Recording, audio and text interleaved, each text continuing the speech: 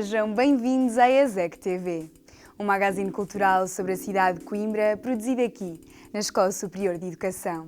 Durante a próxima meia hora, fiquem connosco.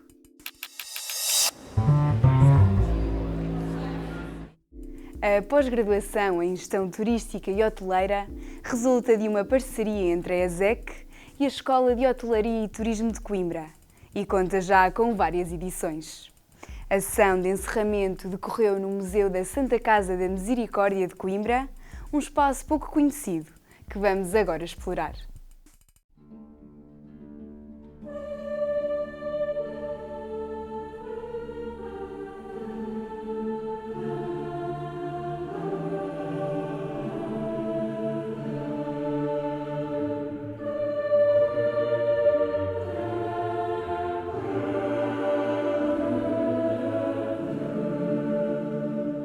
É um edifício do século XVI, é um dos 27 colégios universitários construídos segundo o plano de D. João III, para a cidade de Coimbra, a cidade do conhecimento do Império, e é um espaço que, num dado momento, vai cruzar a história dos monges de Santa Cruz, ao qual o edifício pertenceu primeiramente, para a Santa Casa da Misericórdia, que veio a ser detentora deste edifício depois da extinção das ordens religiosas, em 1834. E eu quero mostrar às pessoas a riqueza dessas memórias, pôr o património a falar.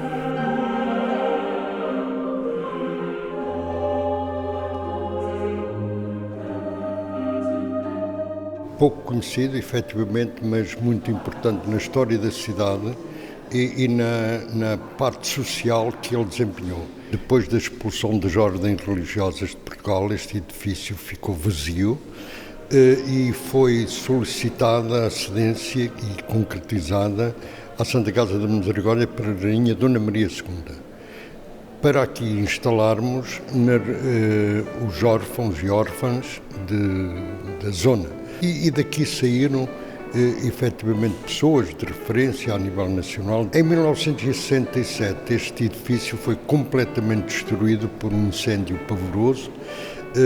Preservou-se apenas esta parte do museu, do arquivo, da capela. Foi necessário fazer uma intervenção profunda. Parte do edifício está ocupado pela Faculdade de Psicologia, todo o outro está pelas nossas atividades. Eu digo nossos, mas quereria dizer que são mais da cidade do que nossos, porque queremos efetivamente que este espaço seja da cidade.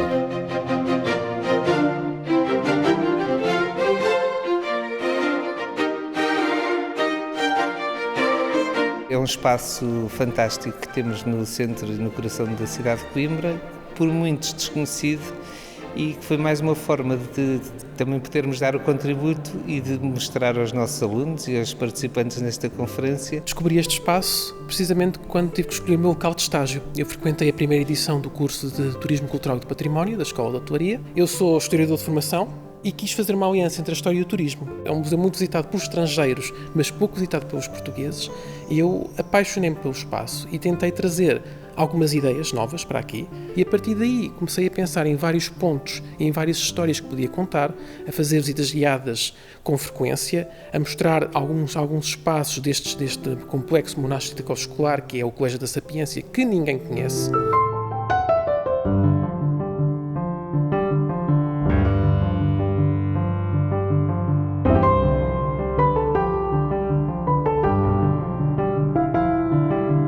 Vamos na 7ª edição, portanto já começamos em 2011 e de facto o juntar dos saberes das duas escolas, a Escola Superior de Educação do Politécnico de Coimbra e a Escola de Hotelaria, faz todo o sentido. Temos conseguido também sair cada vez mais fora do contexto de sala de aula, com um reforço bastante grande a nível de visitas, de estudo, convidados profissionais do setor. E o feedback que temos tido dos alunos tem sido bom. Portanto, estamos satisfeitos com o terminar deste ano letivo e de mais uma edição da pós-graduação.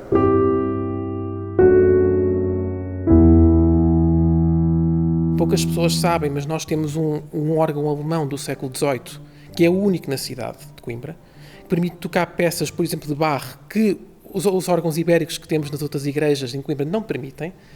E eu tenho sempre o cuidado, quando levo algum visitante ao pormenor a ver o colégio, de o deixar tocar no órgão. É um museu que normalmente o turista vê em 10 minutos, mas que quando marca uma visita guiada eu consigo prendê-lo aqui 2 horas se for preciso.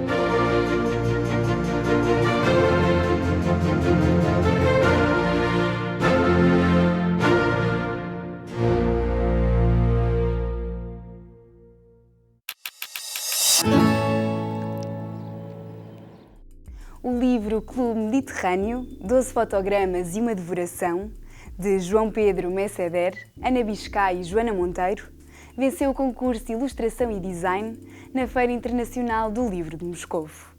Recordamos a nossa reportagem sobre este trabalho, que retrata a crise migratória no Mediterrâneo.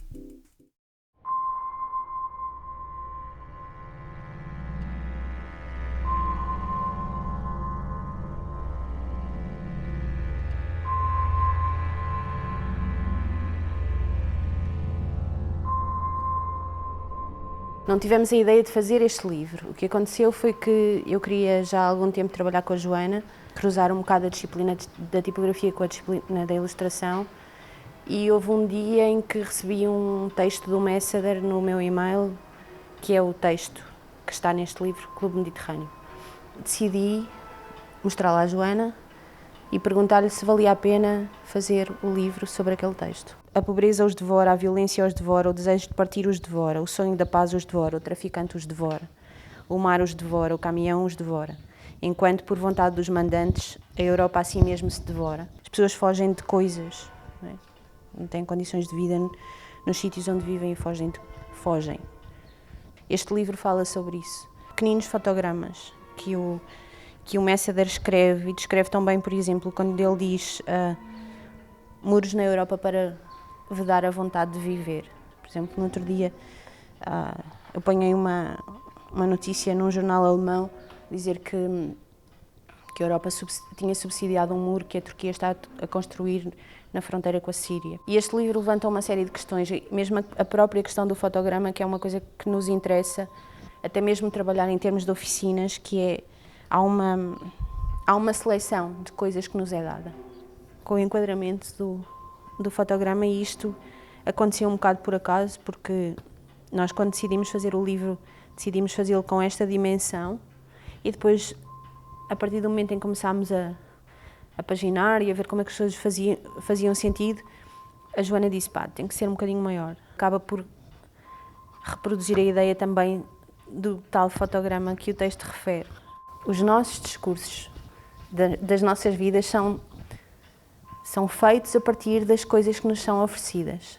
E não corresponde, muito, na maioria dos casos, à verdade. E, portanto, isto é altamente perigoso. Mas esta coisa das pessoas chegarem aqui é verdade.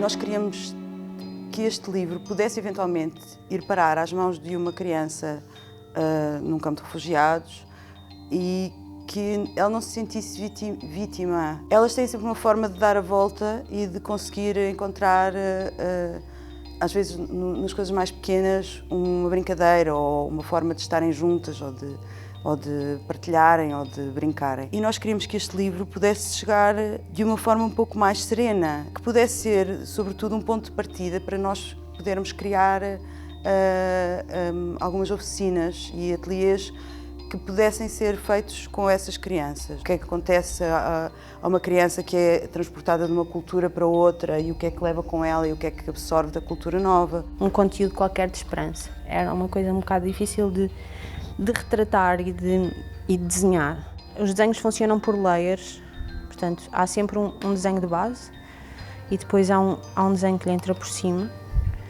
que é no fundo a cor do desenho.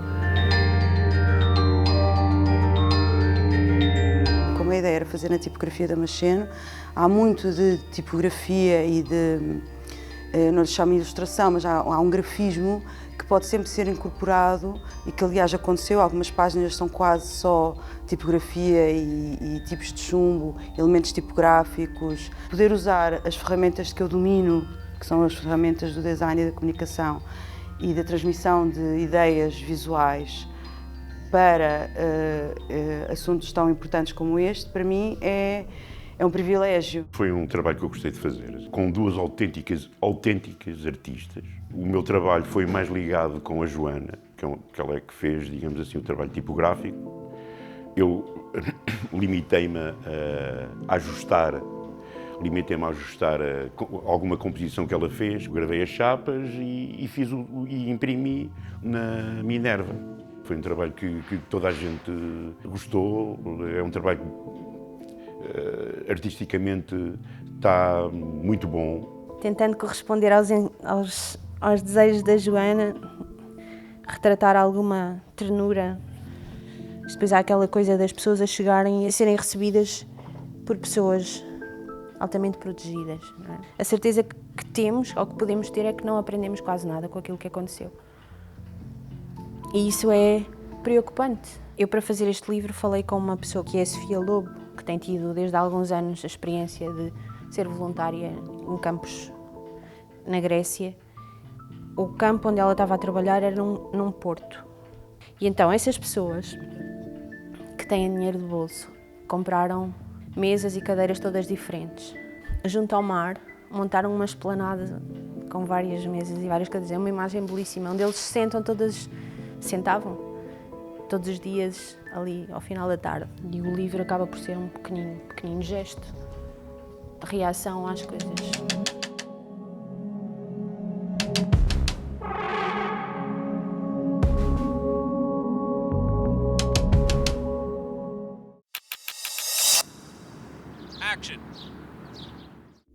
A Escola Superior de Educação de Coimbra recebeu uma conferência sobre aprender a crescer, a partir do método Montessori.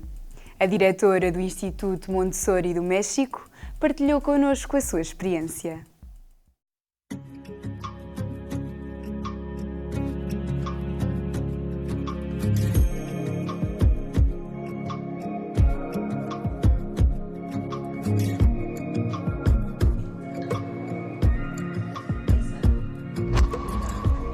El método Montessori es una educación para la vida. Una de las cosas importantes es que es un método pedagógico natural, es decir, sigue las guías internas del niño.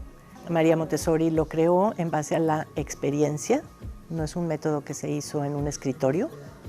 Ella lo fue creando según las experiencias que iba teniendo con los niños con los que trabajó. Está creado para que no violentemos al niño en su desarrollo, sino por el contrario, para que lo acompañemos de manera natural a la formación de sus órganos psíquicos, que son los órganos que él tiene que formar a partir del nacimiento, como serían el carácter, la inteligencia, la voluntad, la memoria, etc. Entonces, trabajamos con ellos de una manera en base a la observación. Observamos lo que él quiere hacer y seguimos eso que él quiere hacer.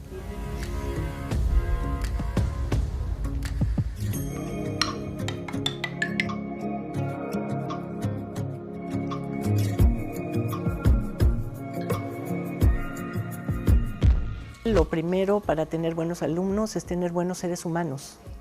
Y creo que lo más importante que necesitamos en educación es seguir los lineamientos del desarrollo humano. Montessori utiliza las nuevas tecnologías como herramientas de aprendizaje. Utilizaríamos los materiales Montessori, utilizaríamos la naturaleza. La tecnología no va a cambiar nuestro ADN.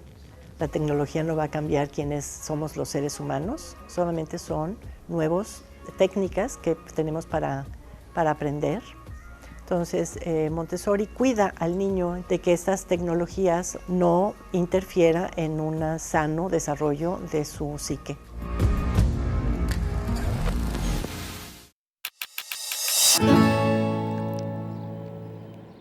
António Olaio é artista, performer, docente, também diretor do Colégio das Artes em Coimbra e ex-vocalista e fundador dos Repórteres Trábico.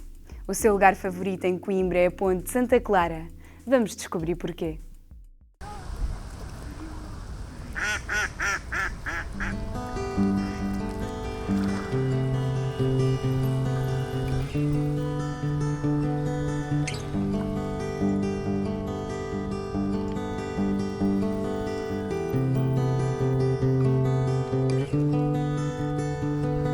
Tendo que escolher um sítio de Coimbra, eu escolhi a Coimbra toda, não é? E essa é a razão por que escolhi este sítio, é uma forma de escolher Coimbra toda.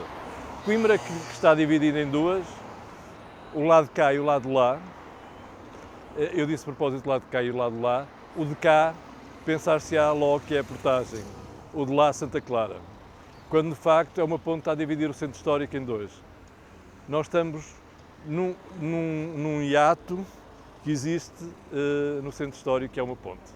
Under the stars I found the star that asked me where to go.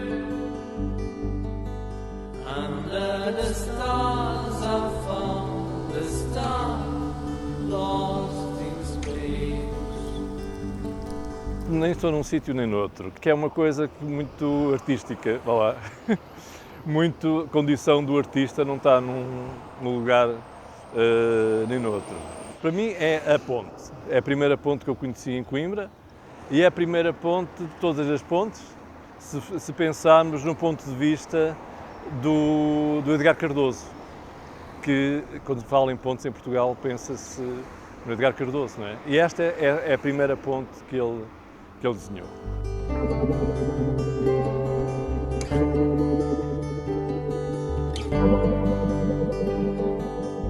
Ele é um engenheiro que é um arquiteto, diria, pode ser também que é um artista, não é? E de facto, a ponte do Cecil Balmond, a ideia que ele teve foi pensar numa pedra que bate no rio e salta.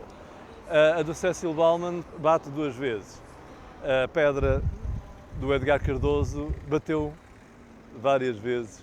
É como se por baixo de nós houvesse uma outra travessia, que é desse desenho muito elegante.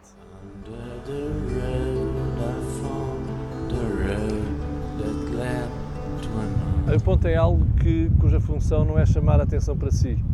E por isso é que as pessoas atravessam as pontes sem pensar nelas, não é? Não fica no meu circuito rotineiro, de forma alguma, mas gosto de a percorrer quando preciso.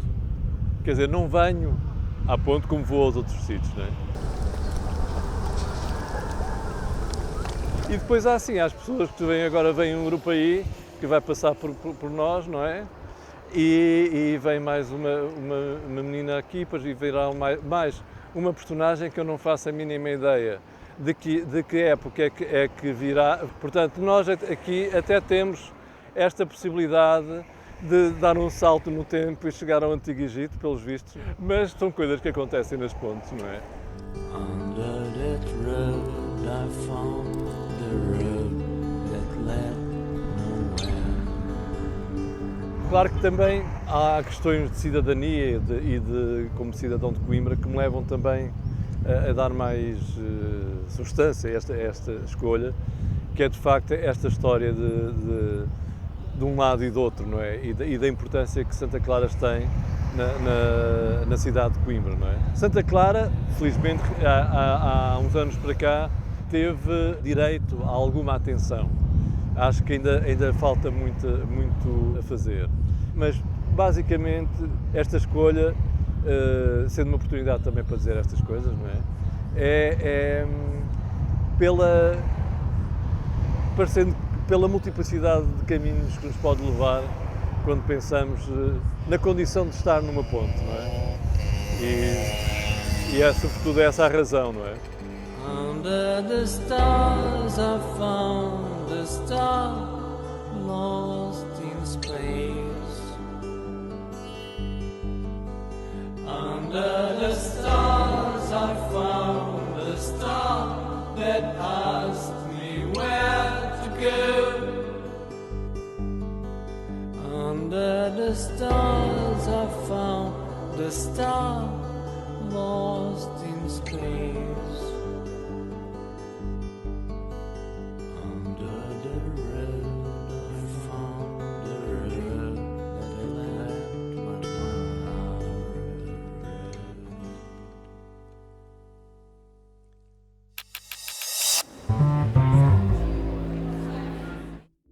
Eduardo Cachulo e Rui Mendes apresentaram na ESEC o livro Guarda-redes de Futebol, Treino e Jogo, um guia para treinadores e atletas.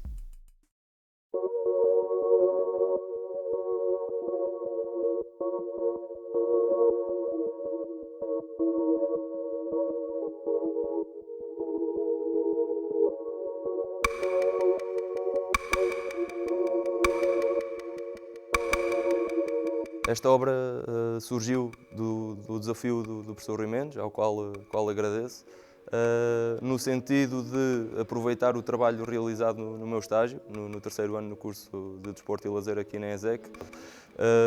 A partir daí começámos a fazer também um tipo de pesquisa um pouco mais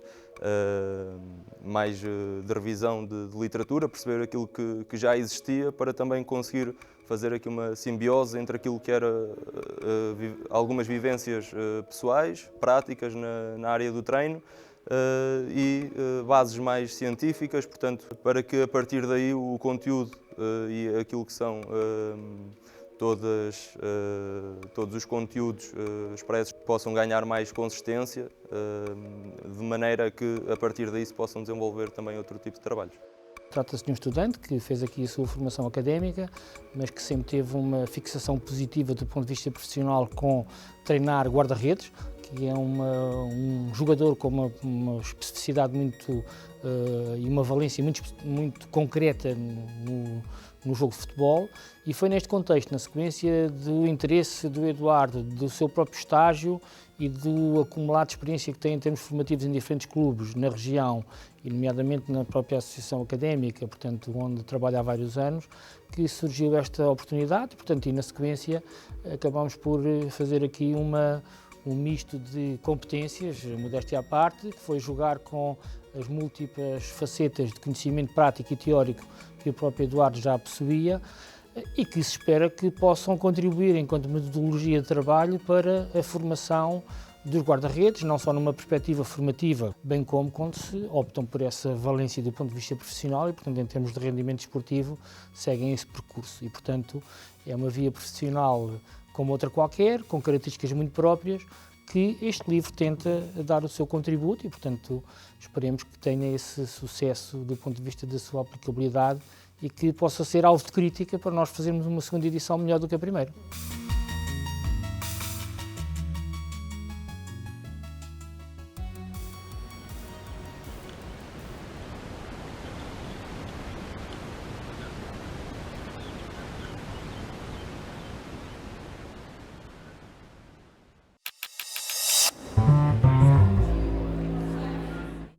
Chegámos ao fim desta edição, mas marcamos encontros já no próximo programa.